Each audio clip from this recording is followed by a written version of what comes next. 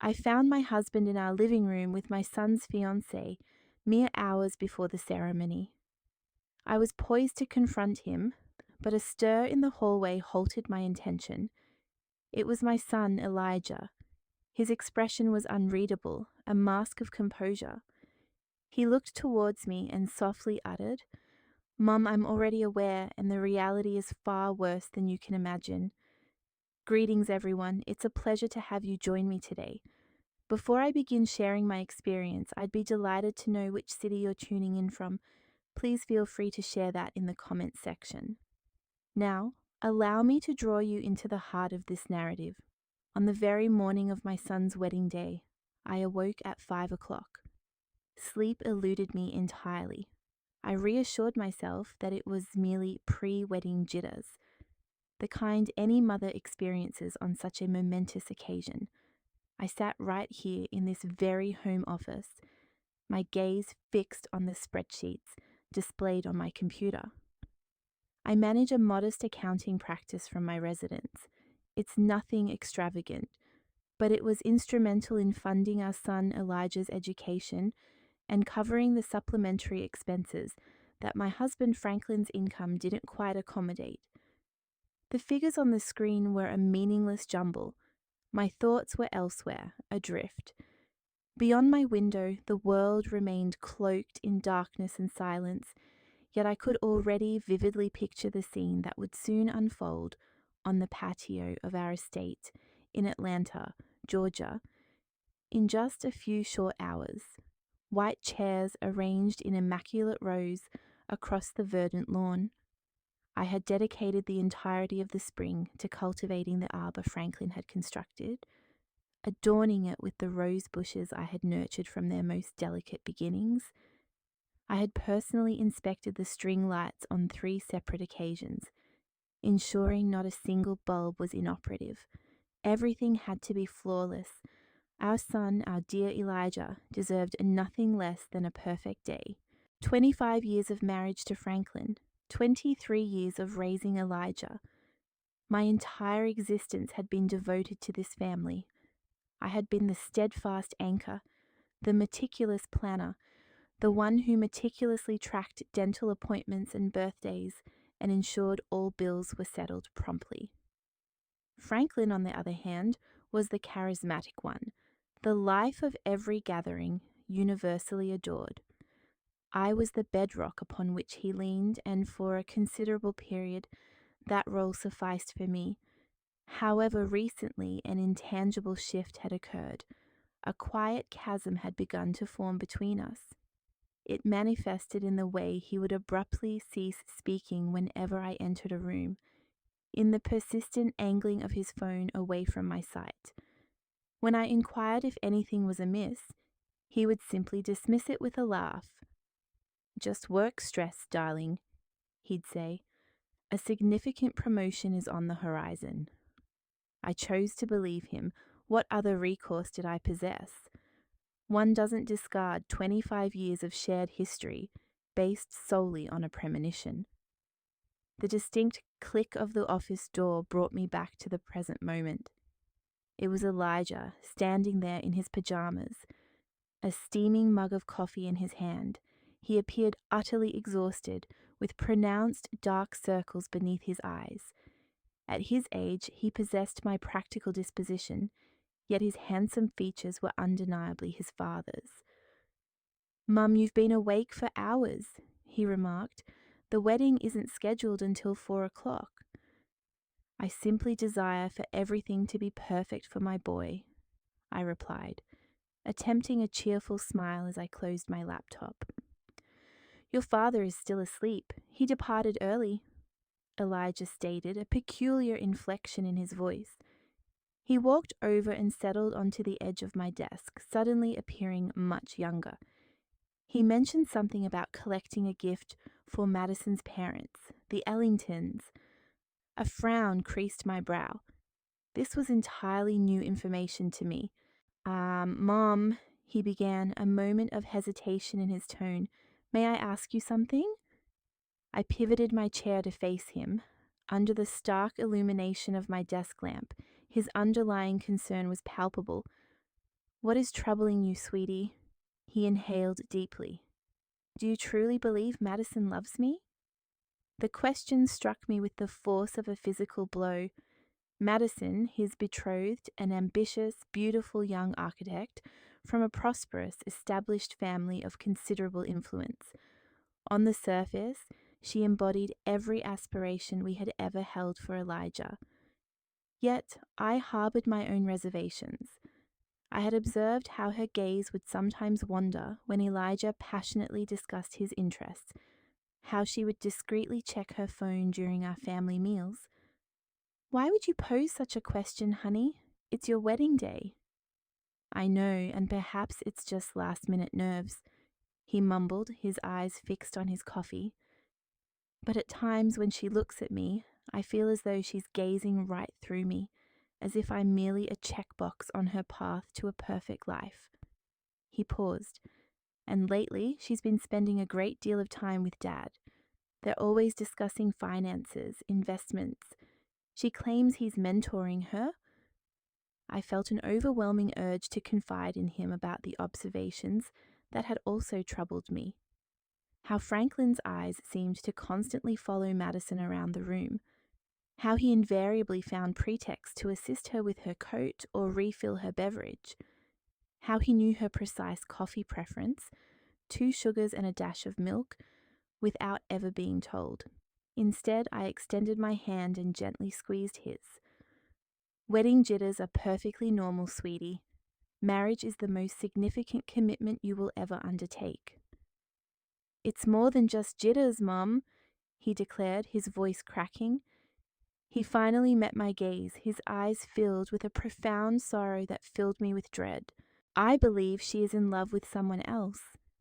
I became utterly still, a chilling sensation coursing through me. What leads you to that conclusion? Small things, he whispered, the way her face lights up when Dad calls, how she always inquires about him first upon her arrival. I observed them in the garden yesterday, simply conversing, and the way he looked at her, it was not the gaze of a father-in-law towards his son's intended. A flush crept up my neck. I deliberately modulated my voice to remain steady. Elijah, that is an exceptionally serious assertion. I am aware, he replied, shrugging, and I fervently hope I am mistaken. God, I pray I am mistaken. Before I could formulate a response, the door opened once more. It was Franklin. He was already attired in a flawlessly pressed shirt and dress trousers, looking as impeccable as ever. Well, look at my 2 favorite people, he boomed, his smile not quite reaching his eyes. He appeared surprised to find Elijah present. Big day, son, you should be getting ready. He then directed his attention to me. And you, Simone, you're going to exhaust yourself. Madison just called. She'll be arriving around 10 o'clock to finalize some seating chart arrangements. I watched Elijah's expression stiffen. What arrangements? He inquired. Oh, just ensuring her parents aren't seated next to your Uncle James after that rather spirited political debate last Christmas, Franklin explained with a dismissive wave of his hand. You understand how important her family is. We should discuss it privately, given the political sensitivities and all. Naturally, Elijah responded, his voice devoid of emotion. We certainly wouldn't want any discordant seating arrangements. The atmosphere in the room was so palpable, so charged it felt as though one could physically slice through it. I observed my husband and my son, and an undeniable certainty settled deep within my soul. Elijah was not mistaken. Something was gravely, tragically amiss. Following Franklin and Elijah's departure from my office, an icy dread enveloped me. I was scheduled for a final consultation with the caterer at 10:30, a call I had meticulously planned for weeks.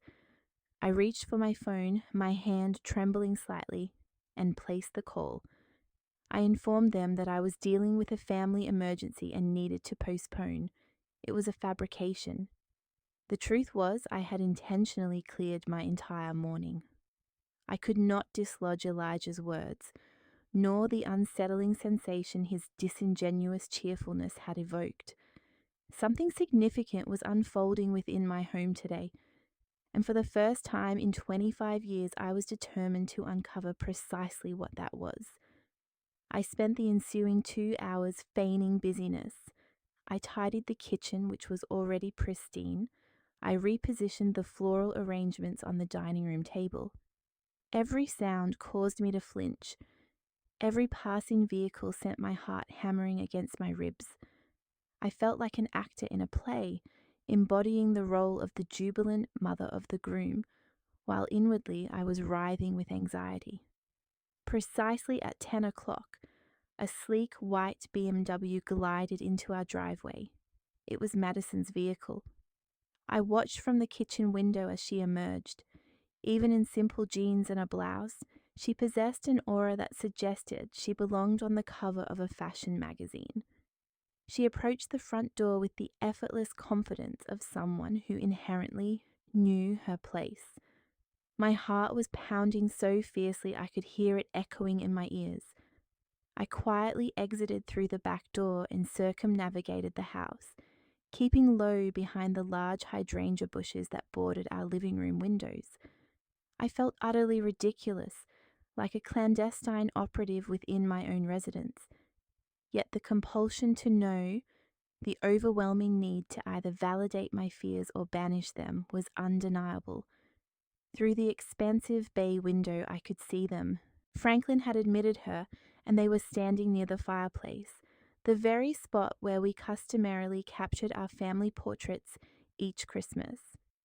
He was pouring her a drink. I couldn't discern their spoken words, but their body language conveyed everything. They stood intimately close, excessively close. His hand rested low on her back. It was a seemingly casual gesture, one that could easily be rationalized, but it lingered there for a fraction too long. I clenched my fists, my fingernails digging into my palms. 25 years we had built a life together within these walls. We had read bedtime stories to Elijah on that very sofa. We had hosted countless family celebrations in that room, and now my husband stood there, caressing another woman, my son's fiancée, on our son's wedding day. I was on the verge of rising, of storming in with righteous fury and confronting them then and there. The spectacle held no consequence for me. The wedding itself was irrelevant. All that mattered was the searing betrayal I was witnessing. But then I perceived movement in the upstairs hallway, a faint shadow reflected in the glass. I looked more intently. It was Elijah. He stood at the crest of the stairs, partially concealed by the shadows, observing them too. The sight of him, so unnervingly still and visibly wounded, brought me to an abrupt halt. This was not solely my anguish, it was his as well. Downstairs, the situation had escalated. Madison's hand now rested on Franklin's chest. She leaned into him, her head tilted back, a subtle smile playing on her lips. She uttered something and he laughed. It was a sound I hadn't heard from him in years. Light, genuine, joyous, the way he used to laugh with me in our younger days, when the world felt full of boundless possibility. In that precise moment, I witnessed my husband transform into someone utterly unrecognizable, someone animated in a manner he hadn't been with me for a considerable time. Then his hands moved to her hair, and they began to kiss. It wasn't a fleeting peck. It was a deep, passionate embrace, the kind one typically witnesses in cinematic productions. My vision turned crimson. A deafening roar filled my ears. I took a step towards the house, prepared to wrench the door from its hinges, prepared to scream until my lungs gave out. And then a hand firmly gripped my arm. I spun around, my heart leaping into my throat. It was Elijah. He had silently exited the house and come to find me. His face was pallid, ashen, but his eyes blazed with a cold, unyielding determination I had never before witnessed. Mom, don't, he whispered, his voice strained. Not yet. Elijah, this is. I choked on the words, unable to articulate the sentiment. I know what it is, he stated. His voice was remarkably steady, though I could discern the tremor in his hands. Mum, I've known for weeks. Weeks. The word emerged as a strangled gasp. I stared at my son, the boy I had raised, who now regarded me with the eyes of a man who had witnessed far too much. We remained crouched behind the hydrangeas. The beautiful blossoms I had once taken such pride in now served as a clandestine cover for the utter devastation of our family. Within the house, my husband and my son's fiancée had transitioned from the fireplace to the sofa. I could not bring myself to look. I didn't want to believe it at first, Elijah confessed, his voice low and urgent. I kept creating excuses for them. He's just being considerate. She's merely apprehensive about joining the family. But it persisted. The lingering glances, the hushed conversations, the way she would visibly brighten whenever he approached. He corrected himself. The slip up, a painful reminder of a life that was no longer truly ours. She was supposed to be gaining a new maternal figure, not a romantic rival. I mean, Madison, why didn't you confide in me? I inquired, my voice trembling with a mixture of shock and a peculiar, protective fury. You shouldn't have had to bear this burden alone. Because I required tangible proof, he replied, his jaw clenched, and because he looked at me, his eyes possessing a maturity far beyond his 23 years. I wanted to give them enough latitude to incriminate themselves. He retrieved his phone. His hands trembled slightly as he navigated the touchscreen. I hired someone, he admitted, a confession. What did you do? What? I'm not naive, Mum.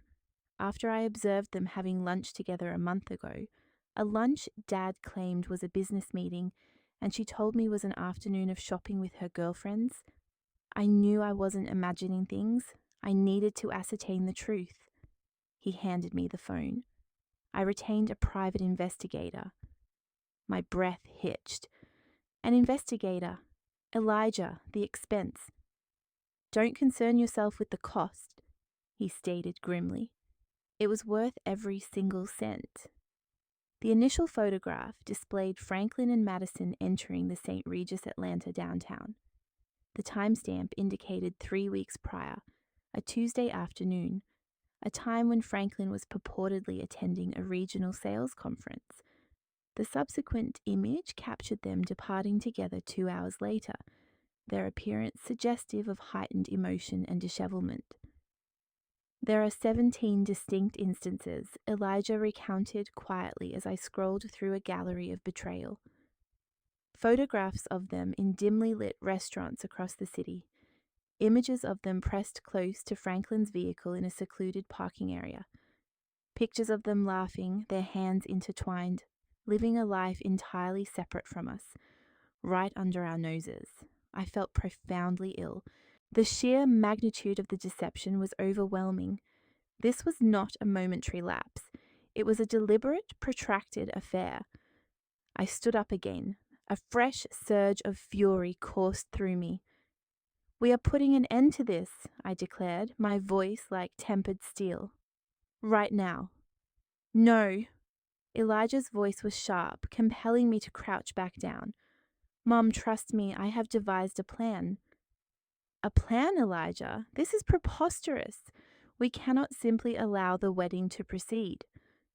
Absolutely we can, he interrupted, his tone resonating with an authority I had never previously encountered. And we shall. Mum, consider the ramifications. If we confront them now, what will be the outcome? They will deny everything. They will manipulate the narrative. Dad will claim you are being overly emotional, that you are misinterpreting the situation. Madison will weep and assume the role of the victim. They will redirect the blame back onto us. He was correct. I could already envision Franklin's smooth, pacifying tone. Simone, you are overreacting. She is a nervous young woman, and I was merely offering paternal guidance. So, what is your suggestion? I inquired, my anger giving way to a cold, terrifying clarity. Elijah's smile held an unsettling and unfamiliar quality. Public humiliation, he stated, the words hanging suspended between us in the air. Complete and utter annihilation of their reputations. Legal repercussions. We will not merely end this, Mum.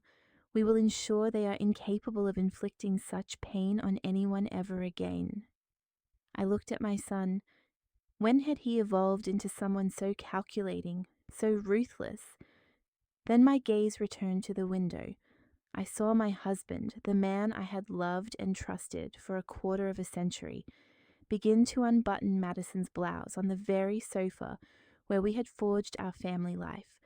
And in that exact moment, I knew the woman I once was, the understanding, forgiving wife, had ceased to exist. She had perished right there, in the soil beneath the flowers I had so painstakingly planted. Describe the plan to me, I commanded. That evening was one of the most surreal experiences of my life.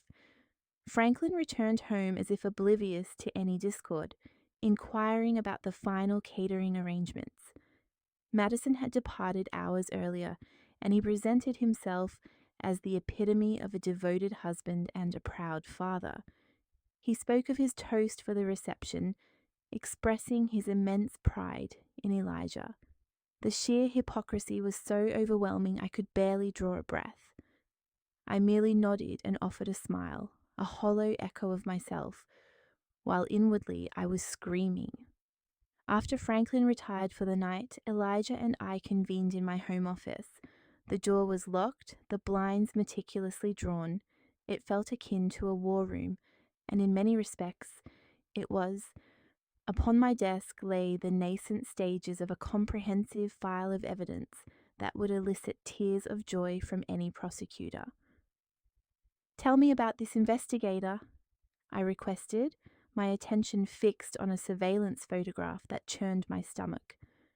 Her name is Aisha, Elijah replied. Aisha Whitfield. The name struck me with the force of a bracing cold splash. Aisha. My sister, Aisha. Elijah nodded. I didn't know who else to approach. I knew she had served 20 years as a police officer before retiring and establishing her own private investigation agency. I knew she was intelligent and would maintain discretion. He appeared somewhat sheepish. I also knew she never particularly cared for Dad. I emitted a short, sharp laugh that sounded more like a sob. My younger sister, Aisha. We were close, yet I had never confided in her about the widening rift between Franklin and me. I had been too proud, too ashamed to admit that my marriage might be faltering. I will contact her, I stated, my voice thick with emotion. Aisha answered on the second ring, her voice tinged with concern. Simone, it's past midnight. Is everything all right? No, Aisha, nothing is all right. And then the dam of my composure broke. I recounted everything to her.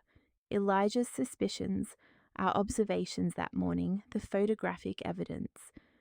I wept uncontrollably, guttural sobs escaping me for the first time all day.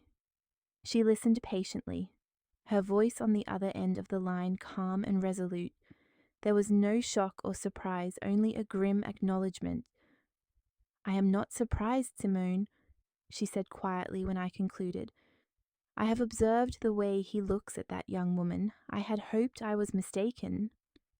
Elijah mentioned the photographs, I said, wiping my eyes.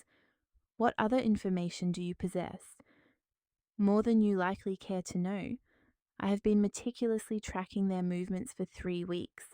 They rendezvous twice a week, like clockwork, at the St. Regis Atlanta. He consistently pays in cash. They frequent upscale restaurants where he would never think to take you. Last week he took her to Cartier. A wave of righteous indignation washed over me again. Our money. The funds I managed with such careful diligence. The money that was intended for our retirement. for our future. And Simone, Aisha's voice softened. There is more, something of greater magnitude. I have been delving into Franklin's financial records, attempting to ascertain the source of this cash for hotel accommodations and gifts. He has been rather careless. What have you discovered? I inquired, dreading the impending revelation. A prolonged silence ensued on the line. It's not solely Madison, she stated, her voice heavy with import. This is not the first occurrence. I have identified a series of consistent monthly disbursements extending back 15 years, invariably to the same individual, a woman named Nicole Jenkins. The name meant absolutely nothing to me. Who is she? I conducted some inquiries. She was a junior associate at his former firm when Elijah was a child. She departed rather abruptly, approximately 15 years ago. The payments commenced a few months subsequent to her departure. Aisha inhaled deeply. Simone, she has a daughter, a 15-year-old girl named Zoe. I performed a background check. The father's name is not listed on the birth certificate, but I would wager my license that Franklin is her biological father. The phone felt like an anchor in my hand. I struggled to breathe. A daughter, an entirely separate child, 15 years of calculated deception, a life lived in dualities. The clandestine excursions, the inexplicable expenditures, the emotional detachment, it all coalesced into a horrifying clarity. I must ascertain this with absolute certainty, Aisha, I whispered. I understand, she replied. I will handle it. But Simone, you must be prepared. When this information is revealed, it will be akin to a nuclear detonation. I am aware, I responded, my voice cold and resolute. That is precisely what we are counting on. The 24 hours preceding the wedding were a disorienting blur of calculated pretense. I moved through the preparations like an apparition, my physical actions on autopilot, while my mind raced with strategies. I offered smiles to visiting relatives. I confirmed the final table arrangements with the wedding planner. I even assisted Franklin with his tie, my fingers brushing against the silk fabric as I envisioned tightening it around his neck. Every interaction was a performance, every polite utterance a deliberate falsehood. Aisha operated with swift efficiency. This was now personal for her, beyond mere professional duty. She informed me she had a contact at a private laboratory. It's a risky endeavour, Simone, but if we can secure a clean DNA sample from Franklin, we can obtain a preliminary, non-legal comparison to a sample from the girl. That night, after Franklin had fallen asleep, his soft snores a familiar sound beside me in the bed we had shared for a quarter of a century, I crept silently from the room. My heart pounded with every minuscule creak of the floorboards. I proceeded to the bathroom and carefully retrieved his toothbrush from its holder. My hand trembled so violently I nearly dropped it. It felt like the ultimate transgression. But what was this violation compared to the profound betrayals he had inflicted upon me, upon our family? I meticulously placed it into a plastic bag and discreetly left it in the mailbox for Aisha to retrieve before dawn. The following day, amidst the frantic bustle of florists and photographers descending upon the house, Aisha's call came through. I have more information about the finances, she stated, her voice grave. The situation is more dire than we initially suspected. We rendezvoused in my vehicle, parked inconspicuously on the street, a sanctuary away from the household's commotion, where I felt secure enough to converse. Aisha opened a laptop, turning the screen towards me. Displayed was a detailed spreadsheet, an overwhelming compilation of figures and dates. I conducted a thorough examination of your shared accounts, your retirement funds, everything, she explained, gesturing to a highlighted section. Observe the recurring pattern. For years, Franklin had been consistently withdrawing cash, typically modest sums. 500 here, 700 there, never exceeding $1,000 at any single instance, and always from distinct bank branches. I believed it was for his coin collecting hobby, I stammered, utterly bewildered. He always maintained he was investing in rare coins, a pursuit that necessitated cash transactions. Another fabrication, Aisha remarked dryly. His hobby was named Madison. That cash-funded hotel rooms, extravagant dinners and gifts. That Cartier necklace, for instance. He paid for nearly half of it in cash, but that's not the most alarming aspect. She navigated to another tab. He's been taking out loans against your pension plan. I stared, dumbfounded, at the screen. There it was, unequivocally documented, a series of loans secured against the retirement account, to which I had diligently contributed from my small business. This was the very fund intended to be our financial safety net for our later years. He had depleted nearly $60,000 from it within the past 18 months. How is that possible? I whispered, certain my signature would have been required. He forged it, Aisha replied softly. I compared the signature on the loan agreements with your signature on your tax returns. It's a competent forgery, but it is not yours. A wave of nausea washed over me. This transcended mere deception. It was outright larceny. He wasn't merely shattering my heart, he was systematically dismantling our shared future, piece by piece, to sustain his sordid affair. He was pilfering the college fund we had diligently built, the life we were meant to share. He was gambling with my entire future. And Madison? I managed to inquire, my voice barely audible. She is not an unwitting participant, Aisha stated, her gaze hardening. I will address her shortly, but first there is something else. She paused, then handed me a large manila envelope. The preliminary DNA results arrived this morning. My hands began to tremble as I opened it. I scanned the page, the scientific terminology blurring until my eyes fell upon the conclusion at the bottom. Probability of paternity, 99.999%.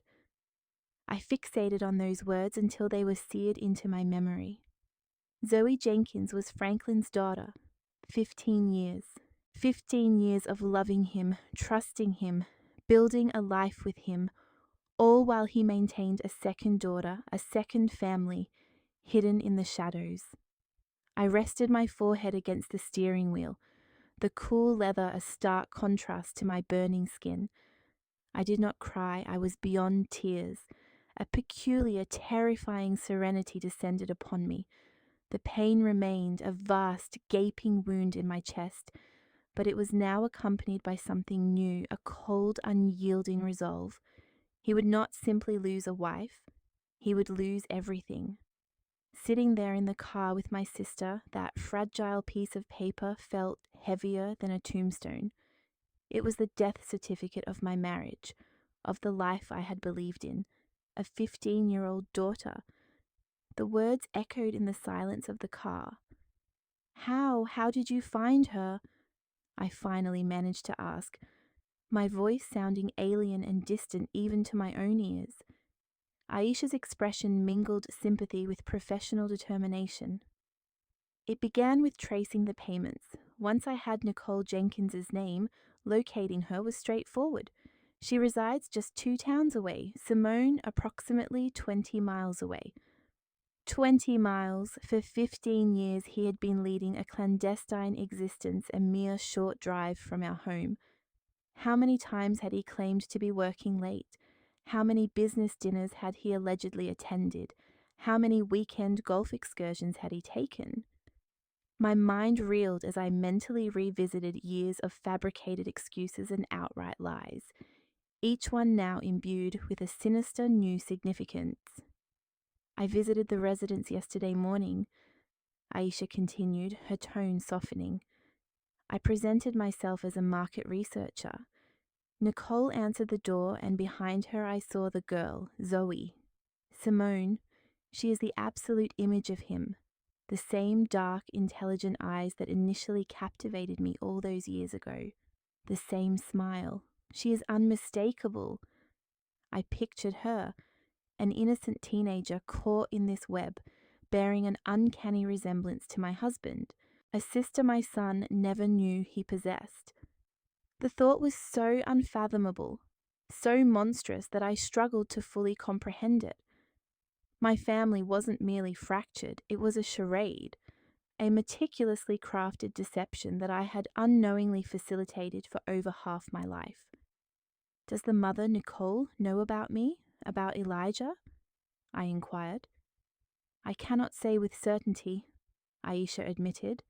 However, the nature of her lifestyle, a comfortable home, access to a reputable school district, yet no indication of a high-profile career, strongly suggests Franklin is her primary financial provider.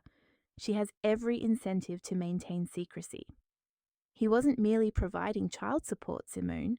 He was subsidizing her entire existence with my earnings, with our joint funds, with my consulting income, our shared savings, the money he embezzled from our retirement. The betrayal was so profound, so multifaceted. I felt as though I were drowning. It was a calculated plunder of my life's work, my trust, and my future.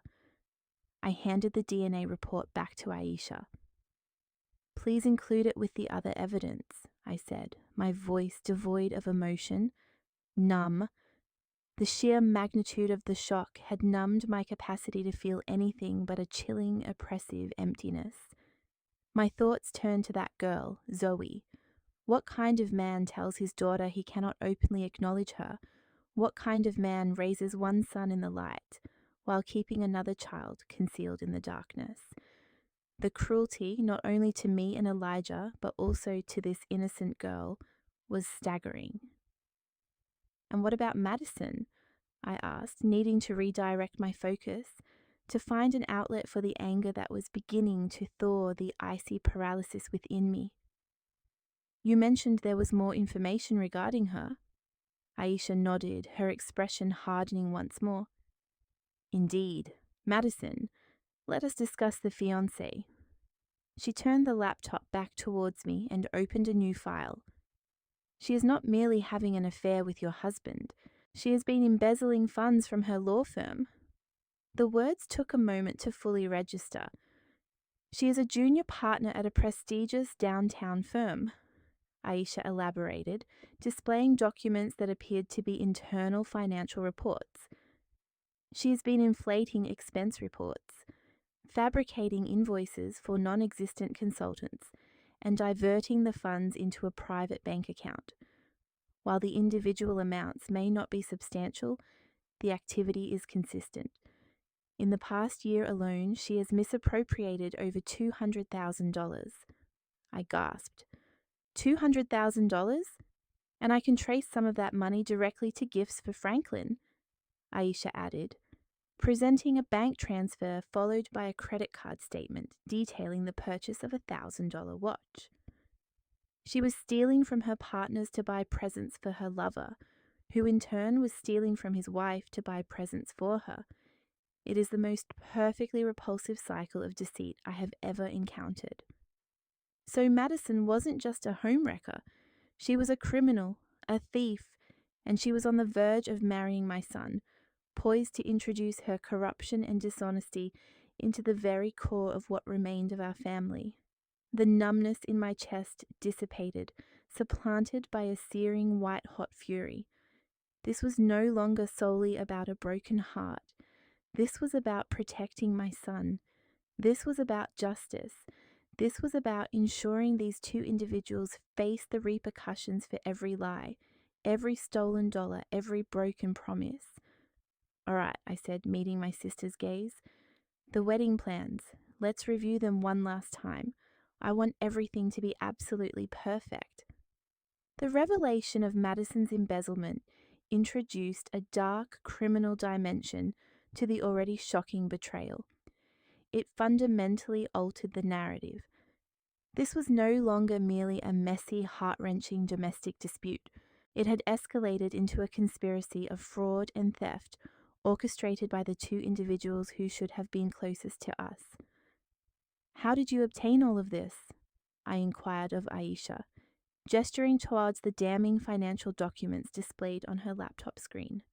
We were still in my car, the air thick with the scent of conspiracy and stale coffee. "Madison is not as astute as she presumes," Aisha remarked with grim satisfaction. "She grew careless. Furthermore, I have contacts within the police department who were amenable to pulling some strings once they heard the particulars of the situation.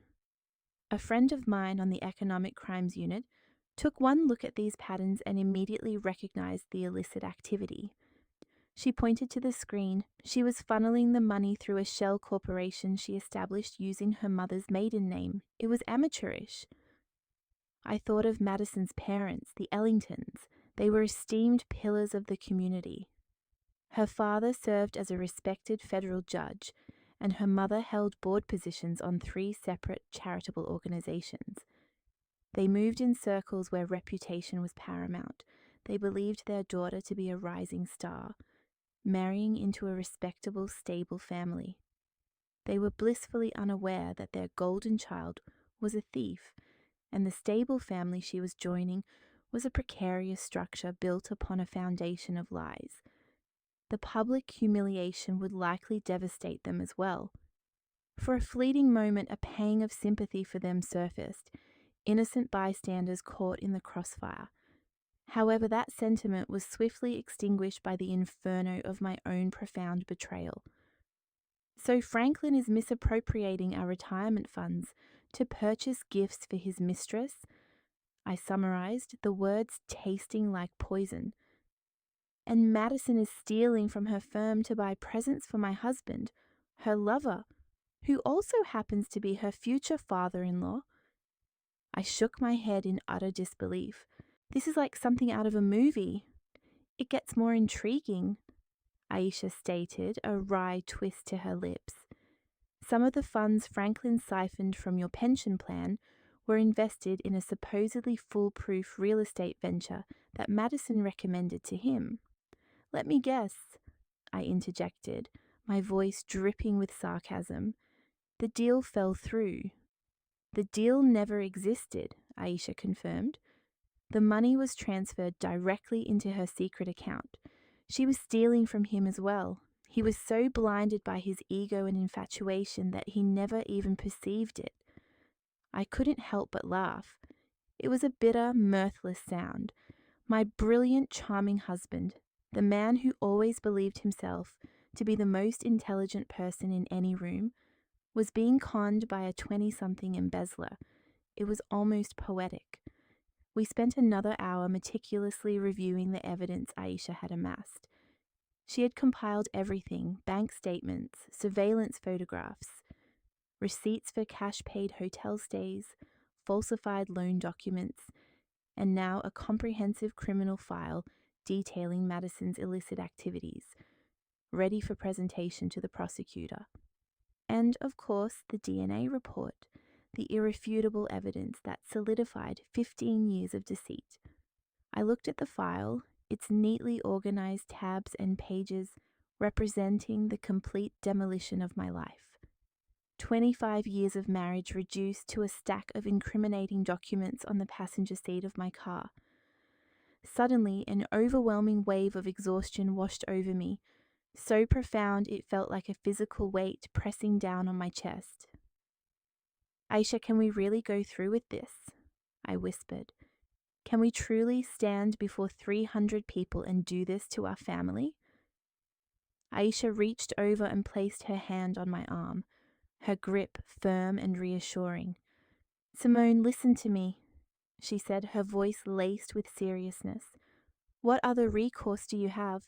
If you confront them privately, they will lie. They will manipulate you. They will turn Elijah against you. They will deny until you begin to question your own sanity. I have witnessed it countless times."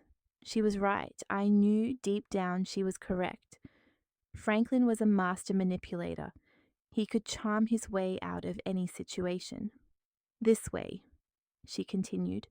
There is no escape. There is no room for falsehoods. There is only the truth, presented for all those they sought to impress. This isn't merely about retribution, Simone.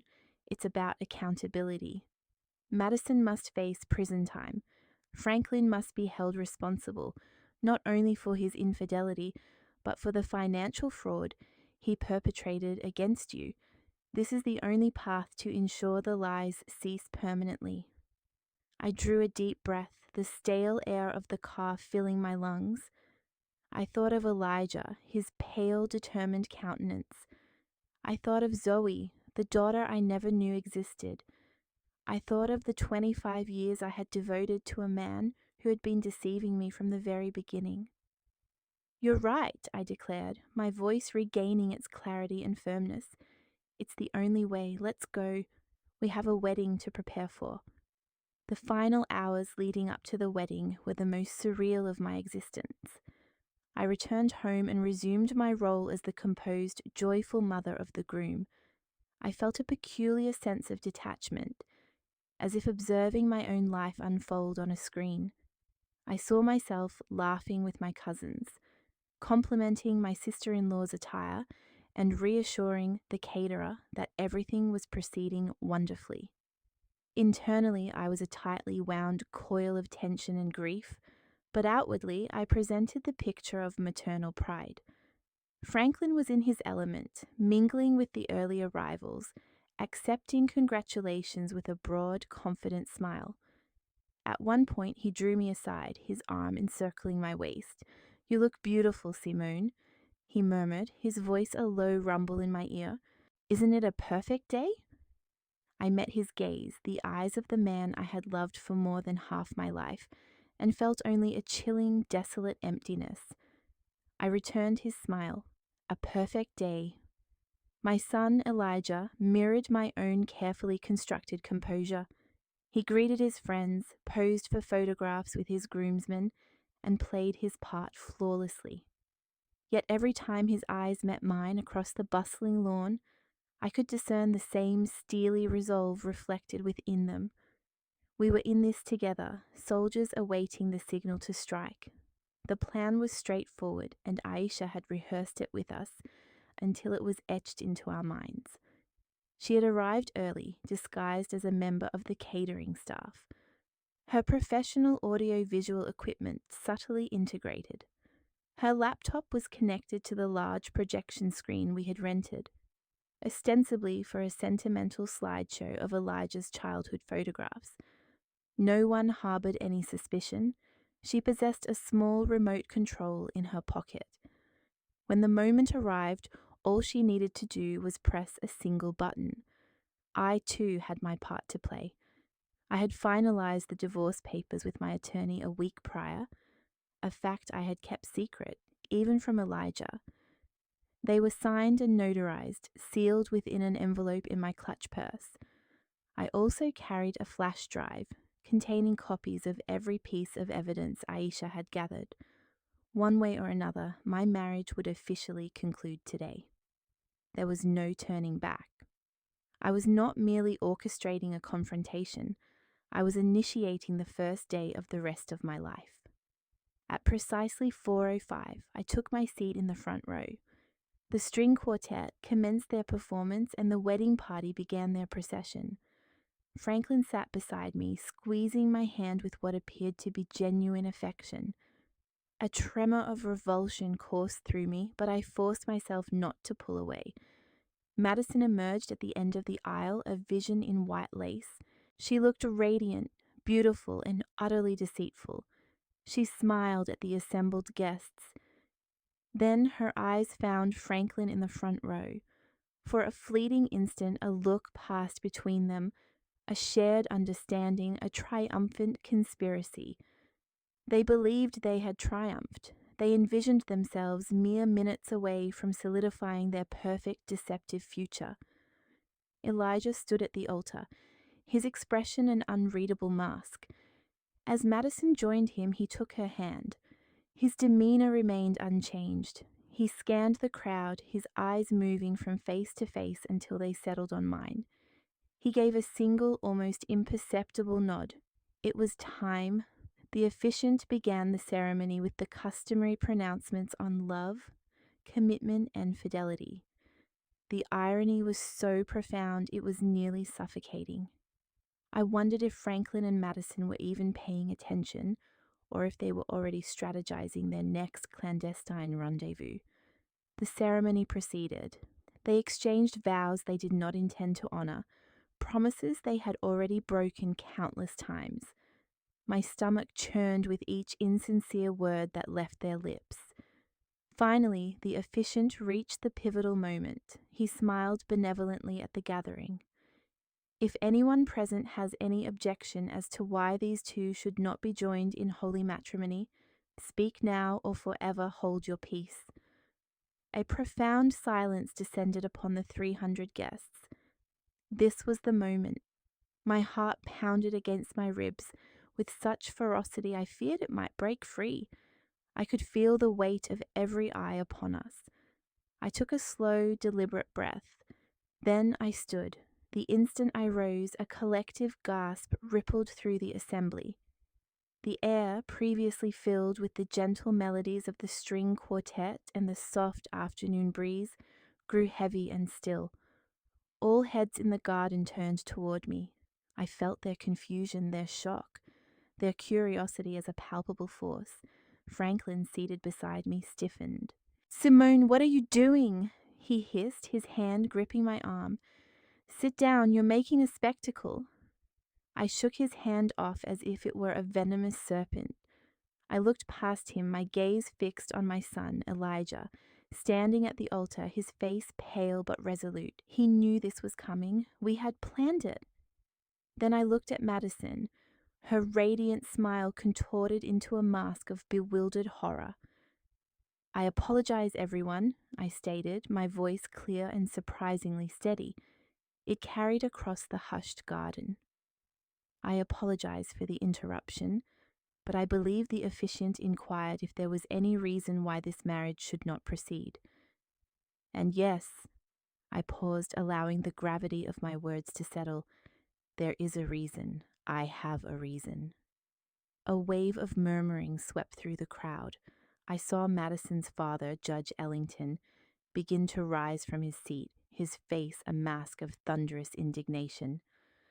"Mrs. Whitfield, what is the meaning of this?" he boomed. "The meaning, Judge Ellington," I replied, turning to face him directly, "is that your daughter is about to marry my son under false pretenses, and I believe you, along with everyone else gathered here today, deserve to know the truth." I withdrew the small remote control from my purse. It was the very one Aisha had given me. My thumb hovered over the single prominent red button. "The truth?" Franklin sputtered, his face flushing a deep crimson. "Simone, you've lost your mind. You're embarrassing our son." "Am I, Franklin?" I inquired calmly, turning my gaze back to him, my voice descending to an icy tone. "You are the one who has embarrassed our son. You and your mistress." With that, I pressed the button. Behind the altar, the large screen, which was supposed to display a sentimental slideshow of Elijah's baby pictures, sprang to life. The initial image that appeared was a sharp surveillance photograph of Franklin and Madison, locked in that passionate embrace in our living room. The very scene Elijah and I had witnessed the previous day. The crowd erupted. There were screams, gasps, people standing up for a better view. I saw Madison's mother bring a hand to her chest, her face ashen. "But that's not all," I continued, my voice somehow rising above the ensuing chaos. "You see, this was not merely an isolated incident. This has been ongoing for months." The screen changed. A new photograph materialized. Franklin and Madison entering the St. Regis Atlanta, the timestamp clearly visible.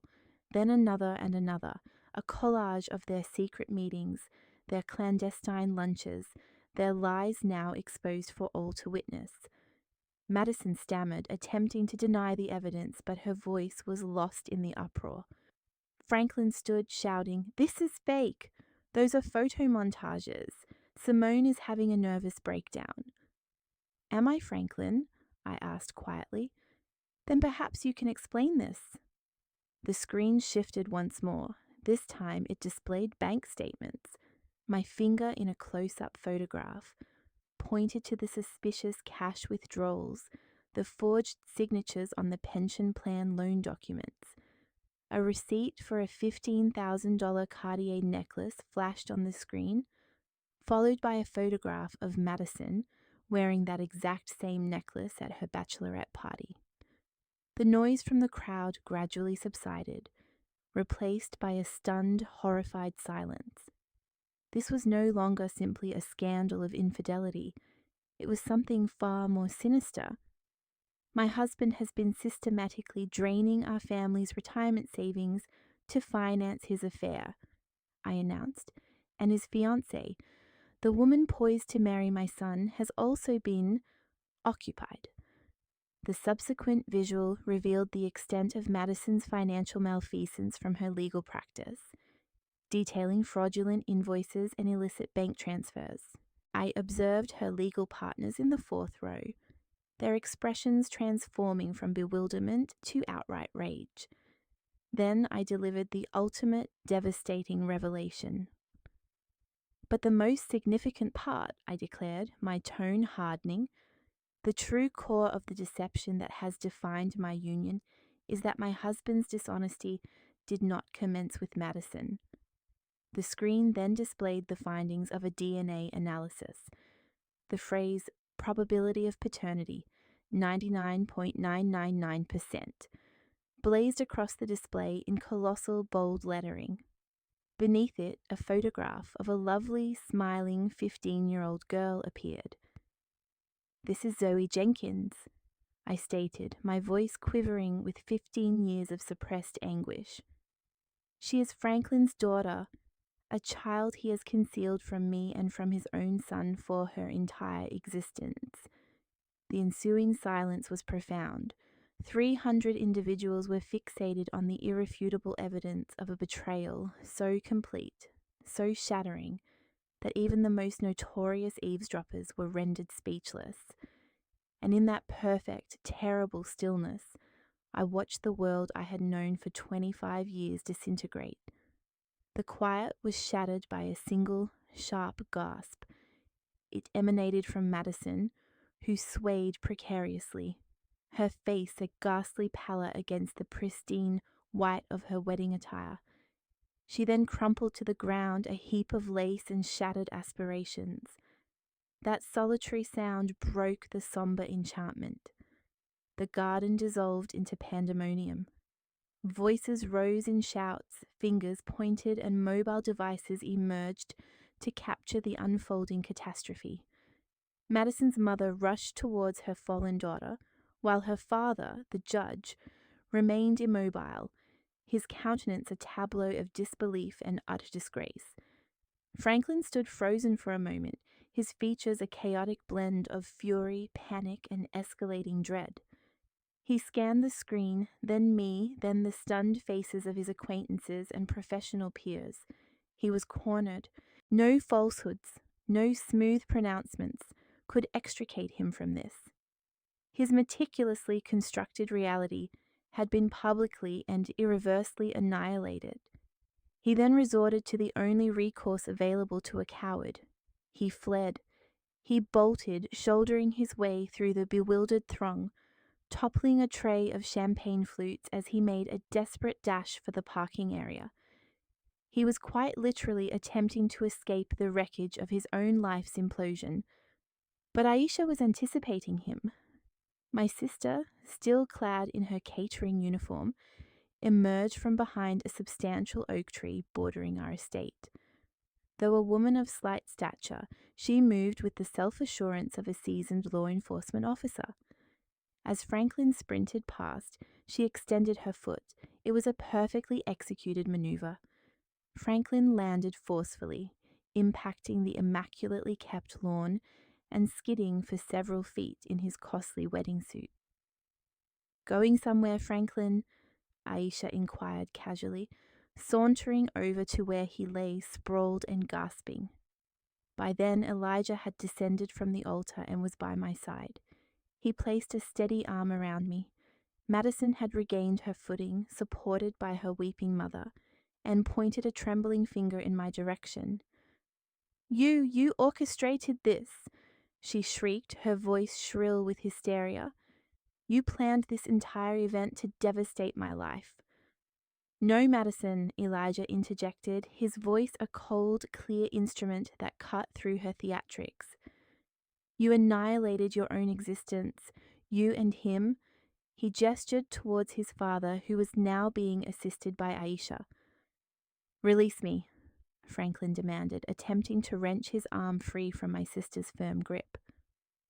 Can't do that, Frankie, Aisha responded, employing a childhood endearment that made him wince. You see, I am a licensed private investigator, and I have grounds to believe you have engaged in multiple serious offences, including financial fraud. However, rest assured, our immediate concern is not with you. She glanced over her shoulder. My focus is on her. Two uniformed officers were calmly navigating their way through the parting assembly. Their presence was not related to Franklin's alleged financial improprieties. That would fall under civil litigation for my legal counsel to address. Their purpose was to apprehend Madison. Madison Ellington, one of the officers inquired, his voice quiet yet authoritative.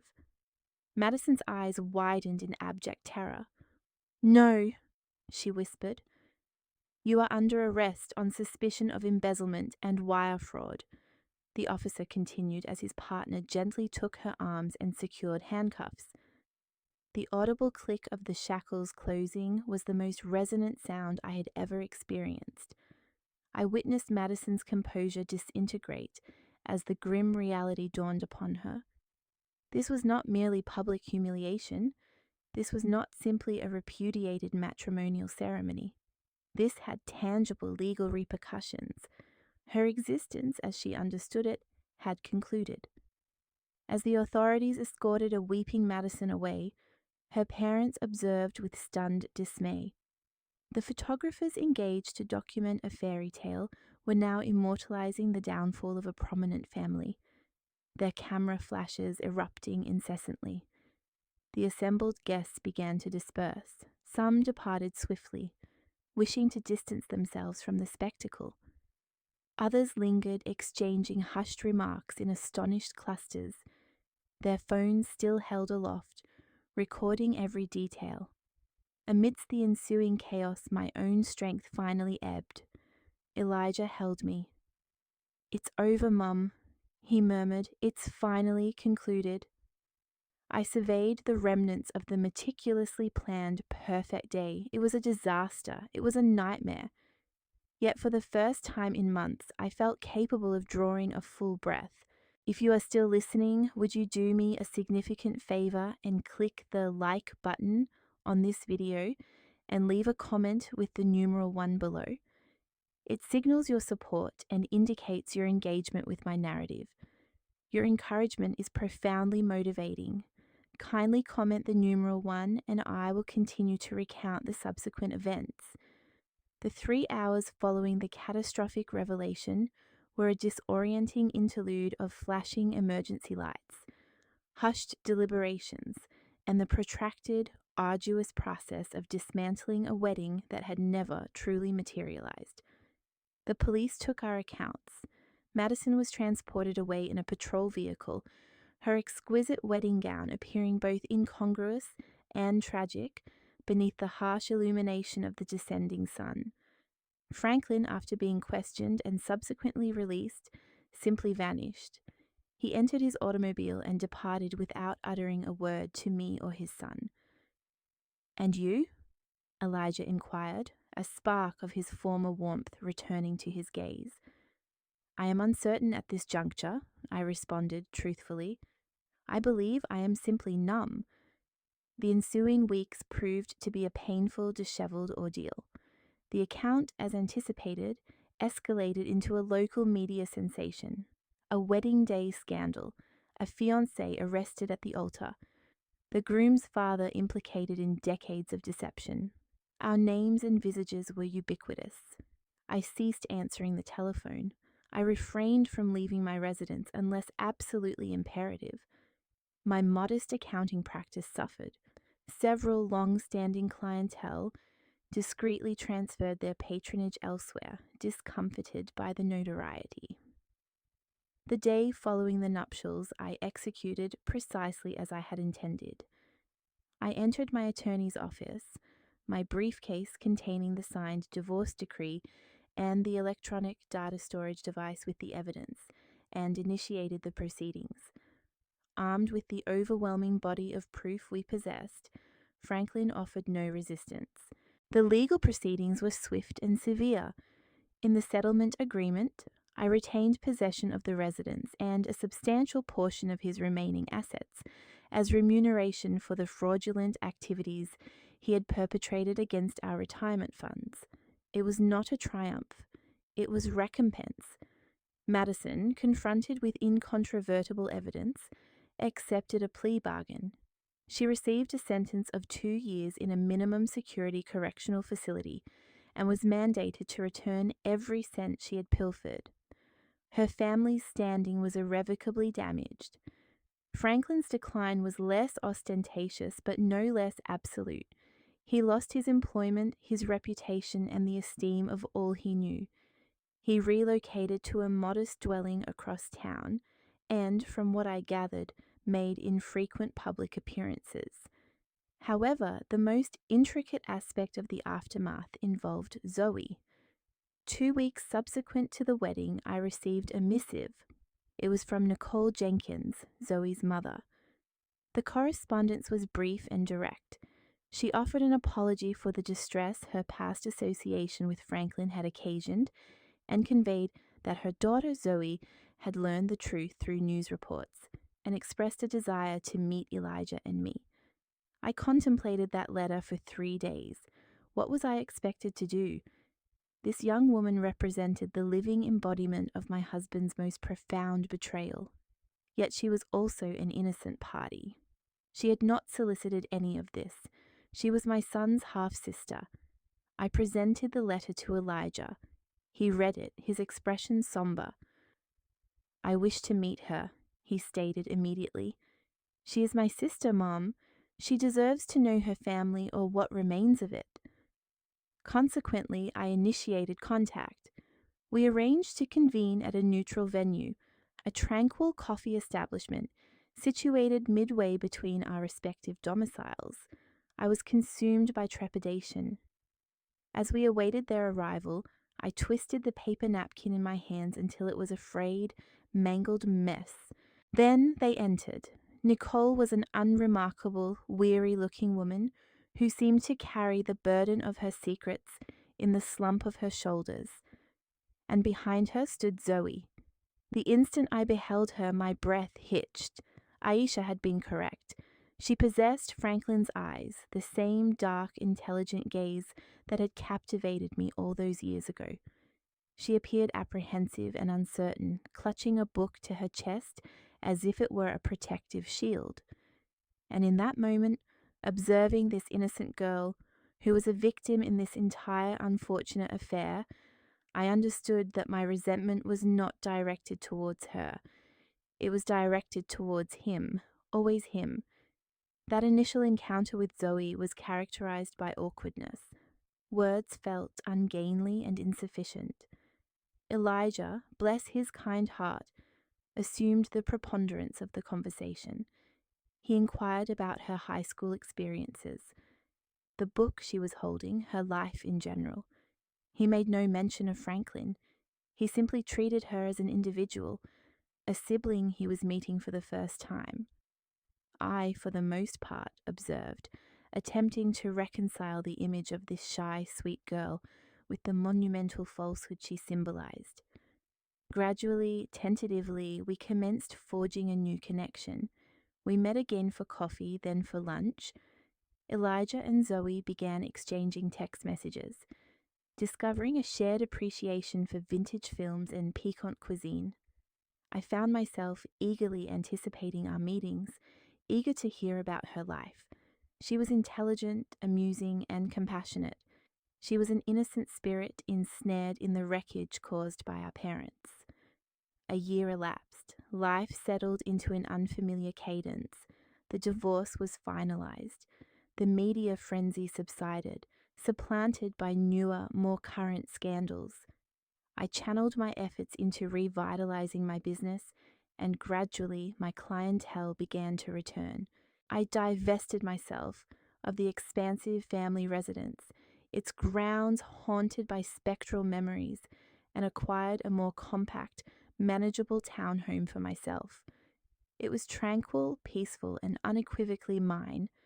Elijah, following months of therapeutic intervention to process the trauma of the betrayal, was flourishing. He had resigned from his corporate position and resumed his academic pursuits, aiming to realize his true aspiration: landscape architecture. He was designing aesthetically pleasing environments, imposing order and beauty upon earth and stone, a fitting analogy for the transformation he was effectuating in his own existence. He was romantically involved with a delightful young woman, a kind and genuine librarian, who regarded him as if he were the sole individual in existence, and Zoe had become an integral part of our lives. She visited for dinner every alternate Sunday. She and Elijah had cultivated a genuine sibling camaraderie, engaging in playful banter and extended conversations. I discovered myself experiencing a profound protective affection for her. She was no longer a symbol of infidelity. She was simply Zoe, my son's sister, and in a peculiar fashion, a member of my family. One evening, approximately a year after the wedding that never transpired, I was relaxing in the living room of my new residence when the doorbell rang. It was Franklin. I had neither seen nor communicated with him since the day he absconded from our ruined reception. He appeared diminished, aged, and more somber, his assured arrogance replaced by a profound weariness. He requested permission to enter. I hesitated. Then I stepped aside. He disclosed that he was undergoing therapy. He stated he was attempting to comprehend the motivations behind his past actions. He offered an apology.